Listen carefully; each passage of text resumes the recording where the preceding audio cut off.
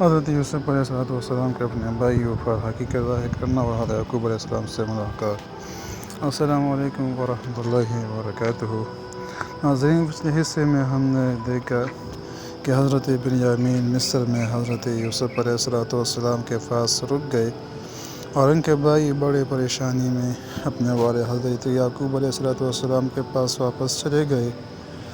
حضرت یعقوب علیہ السلام نے جب یہ خبر سنی تو ان کا غم مزید بڑھ گیا، لیکن انہوں نے اللہ تعالیٰ پر بھروسہ نہیں چھوڑا۔ انہوں نے اپنے بیٹوں سے فرمایا، جاؤ یوسف اور ان کے بھائی کی تلاش کرو اور اللہ کی رحمت سے نا امید نہ ہو۔ چنانچہ بھائی ایک بار پھر مصر پہنچے۔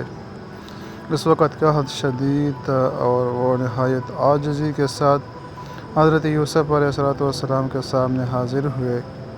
انہوں نے اپنی پریشانی بیان کی اور مدد کی درخواست کی۔ یہ منظر دیکھ کر حضرت یوسف علیہ السلام کے دل اپنے خاندان کی محبت مجزن ہو گئے۔ پھر وہ وقت آ گیا جس کا بھروسہ سے انتظار تھا۔ حضرت یوسف علیہ السلام نے اپنے بھائیوں سے فرمایا، کیا تمہیں یاد ہے کہ تم نے یوسف اور اس کے بھائی کے ساتھ کیا سلوک کیا تھا؟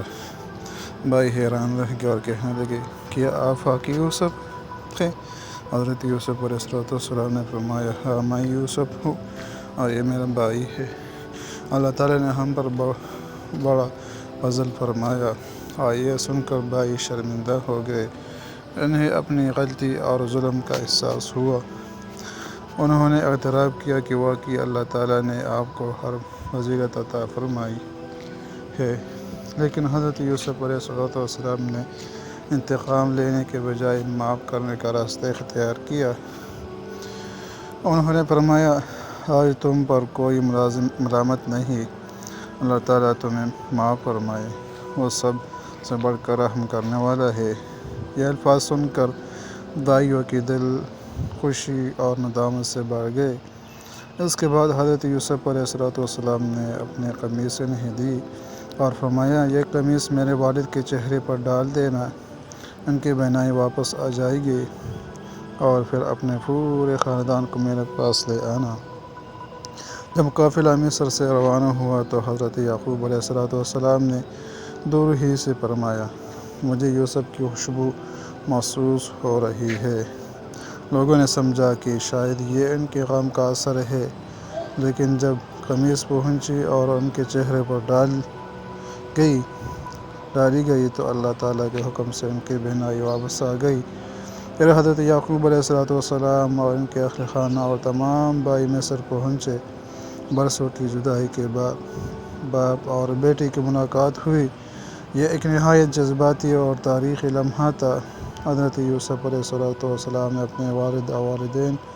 اپنے والدین کو عزت کے ساتھ اپنے پاس بٹھایا۔ اس وقت ان کا بچپن کا خواب پورا ہوا، جس میں انہوں نے سورج، چاند اور 11 ستاروں کو اپنے سامنے جھکتے دیکھا تھا۔ حضرت یوسف علیہ السلام نے فرمایا، اب میرے بچپن کے خواب کی تعبیر پوری ہو گئی۔ بے شک میرا رب جو چاہتا ہے بہترین تدبیر فرماتا ہے۔